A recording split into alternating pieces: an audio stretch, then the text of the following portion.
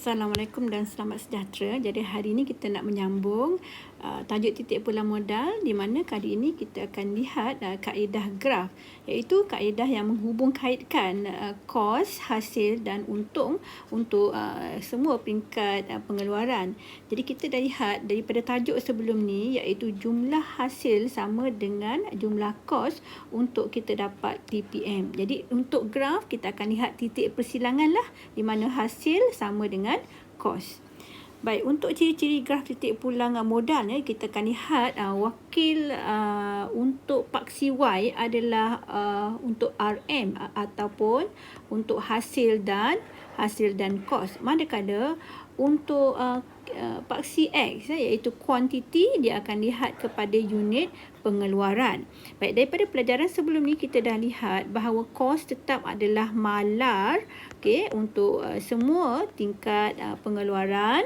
Kemudian kita lihat juga sebelum ni iaitu jumlah hasil. Jika kita tidak ada jual apa-apa iaitu kosong unit, maka hasil kita juga adalah kosong. Ini ialah untuk hasil. Kemudian kita lihat pula jumlah kos. Jumlah kos adalah sama dengan kos berubah tambah kos tetap. Jadi jika kita tidak ada keluarkan apa-apa pengeluaran, jadi kita tak perlulah beli bahan mentah iaitu kos berubah. Contohnya kalau karipap, tak perlulah kita beli tepung. Jadi kos berubah adalah kosong. Kemudian kos tetap kita tetap kena bayar. Contohnya untuk sewa. So jadi jumlah kos adalah sama dengan kos tetap. Jadi untuk memulakan graf atau garisan jumlah kos, kita lihat kosong unit, tetapi kita akan ada kos tetap untuk jumlah kos. Ini ialah untuk jumlah kos. Dia akan bermula dengan titik di kos tetap. Seterusnya kita lihat graf titik pulang modal. Kita kena faham apa itu graf titik pulang modal.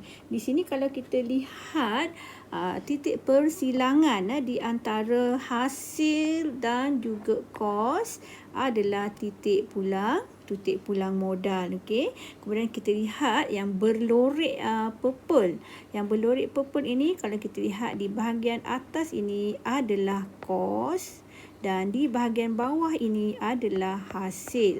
Jadi kalau gitu, ini bermaksud kos adalah besar daripada jumlah kos adalah lebih besar daripada hasil. Jadi kalau hasil sikit, maknanya kita akan rugi.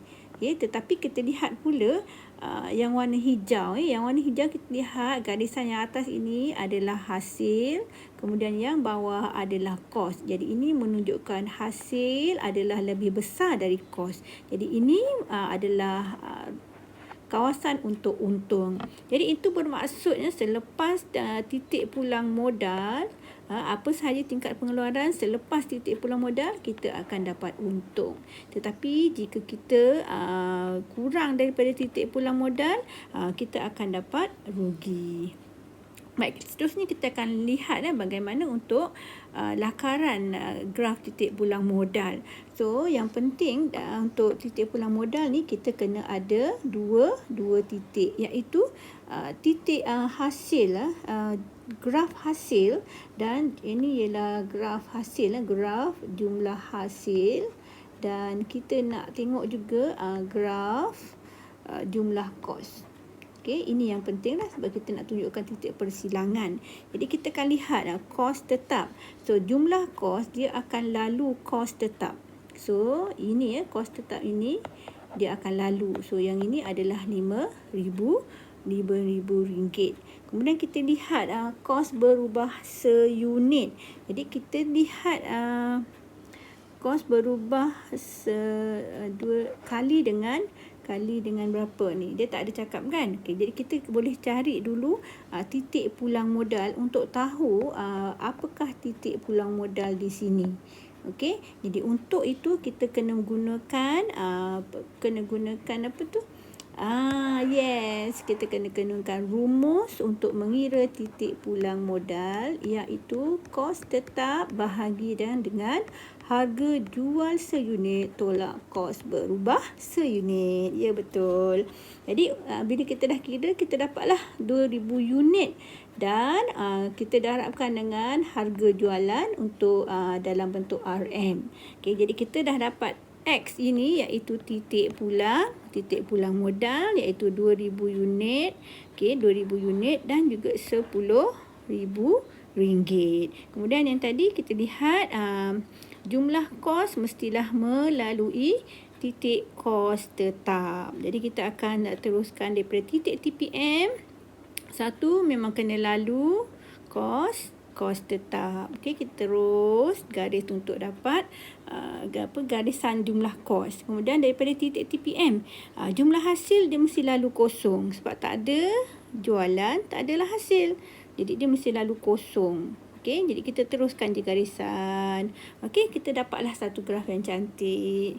Okey, next lah kita lihat bagaimana kita gunakan dalam bentuk satu lagi lah cara pengiraan menggunakan jadual. Okey, dalam jadual ini yang penting mesti kita ingat untuk kita mendapatkan garisan jumlah kos. Okey, untuk kita mendapat garisan jumlah kos, kita nak tengok dua titik sahaja. Okey, jumlah kos. Kita nak lihat dua titik sahaja. Satu titik jumlah kos mesti lalu kepada kos tetap. Okey, kos tetap. Jadi kita dah dapat satu titik lah. Kemudian untuk berapa unit kita akan cari lagi satu titik untuk mendapatkan jumlah kos. Okey, jadi kita akan buat satu jadual. Okey, biasanya kita perlukan 2 titik sahaja. Tapi kita tengok sini ada 5 titik lah. So, untuk kosong sehingga 5,000 unit, kita nak cari jumlah kos dia, iaitu kos tetap tambah kos berubah. Jadi kos tetap memang samalah, tidak ada perubahan. Okey, 5,000 semua pada semua tingkat pengeluaran. Kemudian kos berubah. Kalau kos berubah diberi satu unit ialah RM2.50. Jadi kos berubah kalau kosong unit, kosong darab RM2.50 lah. So, kita dah dapat kos tetap 5,000 tambahkan dengan kosong dapat 5,000. So, kita boleh gunakan titik ni lah, iaitu kos untuk kosong unit jumlahnya ialah RM5,000. Kemudian kita boleh pilih mana-mana lagi unit. Contohnya kita pilih 2,000 unit. So 2,000 unit kos tetap 5,000. Okey, 5,000. Okey, tambahkan dengan 5,000 kos berubah. Jadi untuk 2,000 unit kita punya jumlah kos ialah 10,000. Jadi di sini kita dah ada 2 titik. Bila dah ada 2 titik, kita dah boleh lukis garisan jumlah kos. Itu yang pertama ialah semasa kosong kuantiti, RM kita, kos kita ialah RM5,000. So dah dapat satu titik. Kemudian ketika 2,000 unit, kos kita ialah 10,000. Okey, katalah sini 10,000 lah. Okey, so kita dah ada lagi satu titik. So dah ada 2 titik, kita dah boleh sambungkan. So ini ialah untuk jumlah kos. Kemudian kita lihat pula satu lagi, kita nak lihat jumlah hasil. Jumlah hasil sama dengan jumlah kos kan. Jadi kita nak tengok untuk semua unit pengeluaran tu berapakah jumlah hasil. So jika harga jual, harga jual ialah RM5 seunit. So kalau kosong unit, kosong lah. Okey, katalah kita ambil 3,000 unit. 3,000 unit RM5, jadi dapat 15. Jadi kita dah ada 2 titik, iaitu kalau kosong unit ialah hasilnya kosong.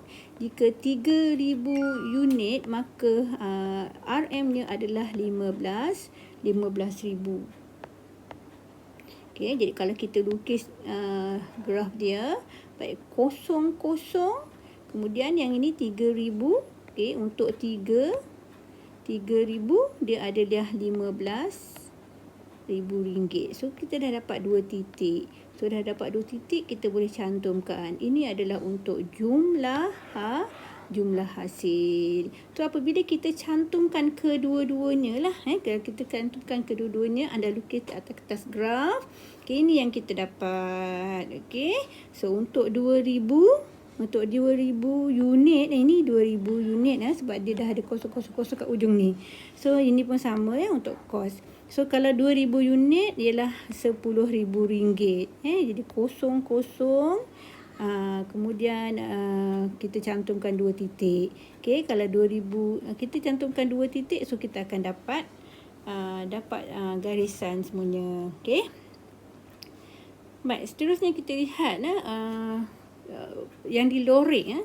Yang di Lorek itu adalah kawasan untuk menunjukkan rugi dan juga untung. Okay, jadi kita akan tunjukkan yang ini adalah rugi, yang biru ini adalah laju untuk untung, dan titik ini adalah titik pulang modal.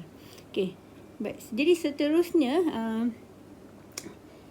kita dah lihat iaitu menggunakan titik pulang modal kaedah graf ini, kita lihat titik persilangan di antara hasil dan kos itu, iaitu hasil sama dengan kos sama dengan kosong. Jadi tadi kita lihat 2,000 unit, kosnya dan hasilnya adalah sama, iaitu 10,000. Okey. Jadi kita boleh lihatlah daripada graf yang kita dah buat tadi tu. Okey, jika kita mengeluarkan kurang daripada 2,000, maka kita akan dapat rugi. Jadi kalau kita mengeluarkan lebih daripada 2,000, kita akan mendapat untung. Okey, jadi kita lihat soalan seterusnya, contoh 15 ini bagaimanakah kita nak mengira keuntungan jika kita keluarkan 3,000 unit. Okey, jadi 3,000 unit, okey, berapakah untung kita?